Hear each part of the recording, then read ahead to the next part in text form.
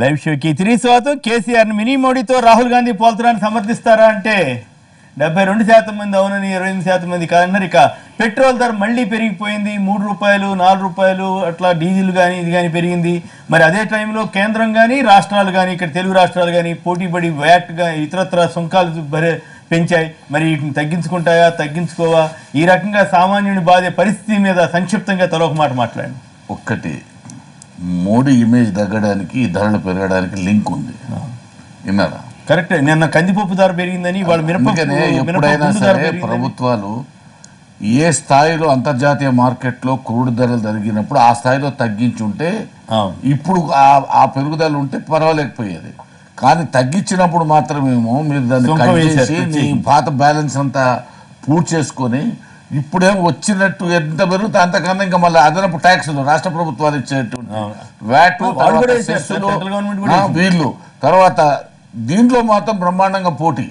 ఏది ఇటు తెలంగాణ రాష్ట్రం అటు ఏపీ 2 రూపాయలు వ్యాట్ పెంచితే 4 రూపాయలు పెంచినారు.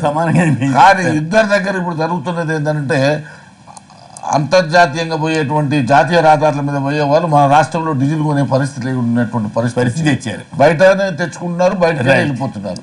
ఇది చాలా మోడీ ప్రభుత్వానికి ఎన్డీఏ ప్రభుత్వానికి చాలా ప్రమాదకరమైనటువంటిది. తీవ్రంగా మీ ప్రభుత్వాలు ఆలోచన చేసుకోవాల్సినటువంటి అవసరం కూడా ఉంది. ధర పెరుగుదల ఒకదాని మీద ఉండదు, అన్నిటి మీద ఇంపాక్ట్ పడుతుంది.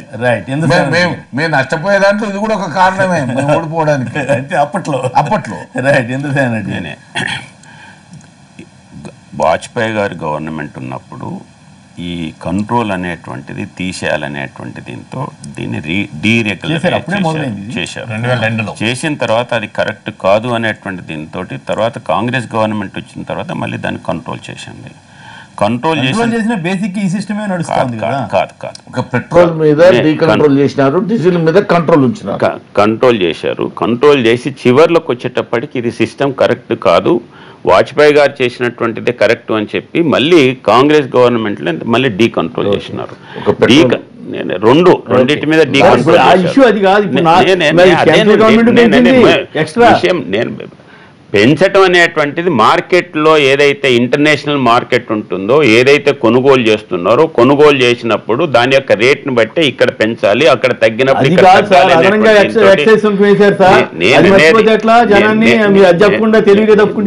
అట్లా కాదండి. నేను అనేది ముందు దాన్ని మార్కెట్కి ఇది చేసినారు, మార్కెట్ దాన్ని ఇది చేసినారు.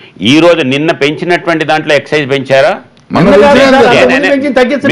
నేను అనేది అంతకుముందు పెంచినప్పుడు కాదు, ఎప్పుడైతే పెంచినారో అప్పుడు ఈ విషయం మాట్లాడినారు. 6 నెలల కింద పెంచినటువంటి దాని గురించి మళ్ళీ నిన్న పెంచిన దాని గురించి నిన్ననే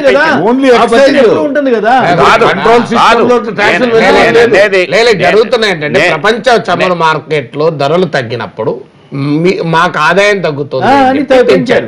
ఇప్పుడు ధరలు పెరిగినప్పుడు మీరు మళ్ళీ పెంచుతున్నారు, కానీ పెరిగిన పన్ను తగ్గిస్తారు. రెండోది, ప్రపంచ మార్కెట్లో 10 రూపాయలు తగ్గితే వీళ్ళు 3 రూపాయల వినియోగదారులు తగ్గించారు. మూడోది, ప్రపంచ మార్కెట్ ఇప్పుడు ఇంద్రసేన్ రెడ్డిగా చెప్పారు అంతర్జాతీయ మార్కెట్ అనుసంధానం చేశారు, అది కూడా పూర్తి అబద్ధం. అంతర్జాతీయ మార్కెట్లో ఉన్న ధర మీరు పెట్రోల్ భారతదేశంలో 30 రూపాయల లీటర్ ఉంటుంది. అంతర్జాతీయ మార్కెట్ ధర లేదు. 43 లక్షల కోట్ల రూపాయల పన్నులు కేంద్ర రాష్ట్రాలు ఇస్తున్నారు. అంతేకాక ఇంపోర్ట్ ప్యారిటీ ప్రైసింగ్ అని చెప్పి దాన్ని అంతర్జాతీయ మార్కెట్ ధర అంటే ఎట్లా నిర్ణయిస్తారంటే, అంతర్జాతీయ మార్కెట్లో ఇప్పుడు మనకు మార్కెట్ అంటే ఎట్లుందంటే 100 రూపాయలకు కొంటారు, 30 రూపాయలు కొంటారు. వీళ్ళు అంతర్జాతీయ మార్కెట్ భారతదేశంలో పెట్రోల్ ధర ఎట్లా డిసైడ్ చేస్తారంటే, అమెరికన్ మార్కెట్లో ఉన్న ధర, యూరోప్ మార్కెట్లో ఉన్న ధర, జపాన్లో ధర, అమెరికా నుంచి ఇక్కడ దిగుమతి చేసుకుంటే అయ్యేటువంటి దిగుమతి ఖర్చులు, దిగుమతి చేసుకుంటే అయ్యే కస్టమ్స్ నుండి ఇన్సూరెన్స్, ఇవన్నీ కలిపి ధర నిర్ణయిస్తారు. దీనికి కాకినాడలో తయారయ్యే క్రూడ్కు, నరసాపురంలో తయారయ్యే క్రూడ్కి ఇదంతా ఎందుకండి? మీరు ఇంత దారుణమైన అసలు ప్రభుత్వంలో ఏం చేస్తుంటే 30 రూపాయలు పెట్రోల్ ముడి చమురు ఉంటుంది సార్, దానిపైన ప్రొడక్షన్ కాస్ట్ 10 రూపాయలు ఉంటే 40 రూపాయలకి ఇవ్వాలి కదా. 150% పన్నేస్తారు, అప్పుడు 100 అవుతుంది. 60 రూపాయలు కమ్ముతారు, 40 రూపాయలు సబ్సిడీ ఇచ్చినామంటారు. శ్రీనివాస్ గారు చెప్పండి. సగం మాత్రమే కరెక్ట్ చెప్పారు, మిగతా సగం చెప్పలేదు. నేను అనేది వాస్తవం ఏంటంటే ఇంటర్నేషనల్ మార్కెట్ లో ఏదైతే పెరుగుతుందో అంతే పర్సెంటేజ్ లో ఇక్కడ పెంచరు. ఇంటర్నేషనల్ మార్కెట్ లో ఎంత అయితే తగ్గుతుందో అంత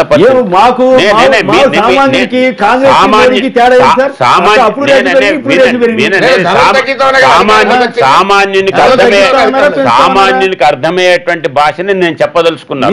మీరు చెప్పనివ్వండి.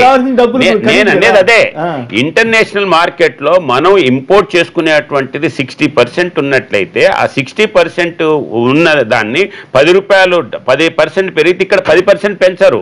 కాబట్టి ఇక్కడ మిగతా 40% ఏదైతే ఉందో ఈ 40% ను కూడా దాన్ని యావరేజ్ చేసుకొని మనం ఎంత ఇంపోర్ట్ చేసుకుంటున్నాం దాని మీద ఓవరాల్ దీంట్లో ఇంపాక్ట్ ఎంత ఉంటుంది అని దాన్ని బట్టి చేస్తారు. కాబట్టి కానీ అక్కడ ఎంత పెరుగుద్దో ఇక్కడ ఎంత పెంచారు, అక్కడ ఎంత తగ్గుద్దో ఇక్కడ ఎంత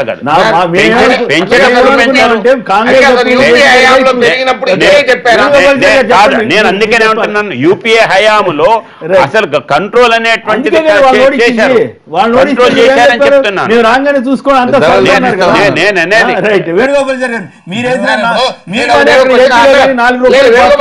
కంట్రోల్ ఎత్తేసుడు ఎట్లా కాదు సార్. మీరు పారిశ్రామికవేత్తలకేమో బ్యాంకు ఇంట్రెస్ట్ రేట్లు కంట్రోల్ చేస్తారు, భూములు కంట్రోల్ చేస్తారు, విద్యుత్ ఛార్జీలు కంట్రోల్ చేస్తారు,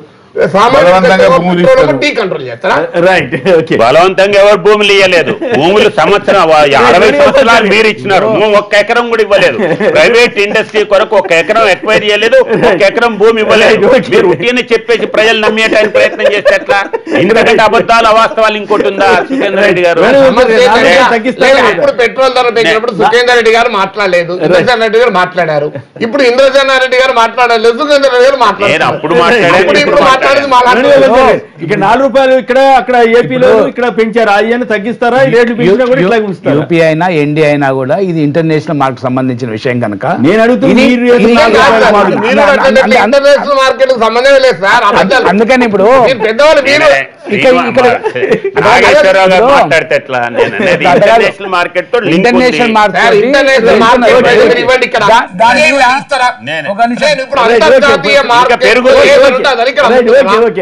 దాని మీద ఇప్పుడు దాని మీద వ్యాట్ వేయటం కానీ ఇది కానీ సేల్ ట్యాక్స్ వేయటం కానీ రాష్ట్రాలు పెరిగినప్పుడు వేసిన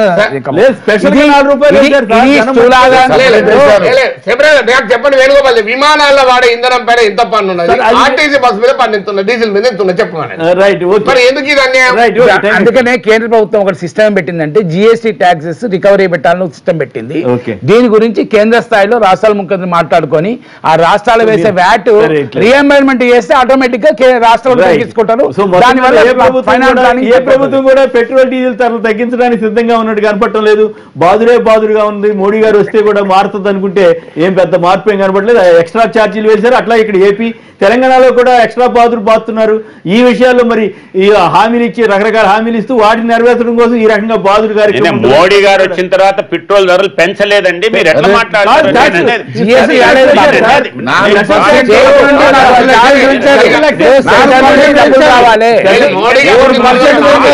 అది తగ్గలేదు. అది తగ్గించుంటే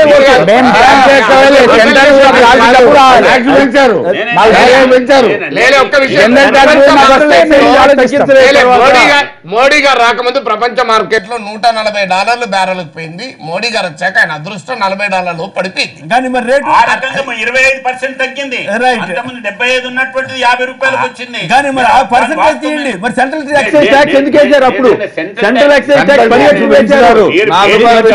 మీరు బేసిక్ గా 3 రాష్ట్రాలు కేంద్రం వేసింది, 2 రాష్ట్రాలు వేసినాయి. అయ్యో తగ్గిపోయింది, ధర తగ్గిపోతే మాకు ఆదాయం తగ్గిపోతుంది. మళ్ళీ పెంచినప్పుడు మాత్రం తగ్గించట్లా. అది నేను చెప్పేది. Right, okay. కేసీఆర్ ని మినీ మోడీతో రాహుల్ గాంధీ పోల్చడానికి సమర్థిస్తారా అంటే 74% మంది అవునని, అంటే ప్రధాని స్థాయితో పోల్చారు కాబట్టి సంతోషంగానే ఉన్నట్లుంది. మొత్తం మీద కేసీఆర్ గారికి మంచి పాజిటివ్ గానే తీసుకొచ్చేమో. SMS పంపించిన వారందరూ కదా మోడీ